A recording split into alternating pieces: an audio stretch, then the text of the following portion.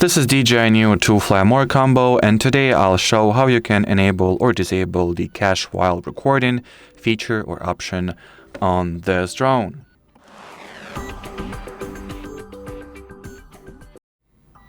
So to start, you will need to launch settings. Next, select the camera category and scroll this page almost all the way to the bottom, or actually all the way.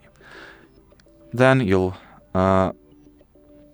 inadvertently find the cache while recording toggle, which you can switch off to disable this feature or switch on. Then, once enabled, you can also set a maximum video cache capacity anywhere between 2 GB, 16, or just set it to auto to allow the system to, choose for itself. And as far as this video goes, that will be it. Thanks for watching, and bye-bye.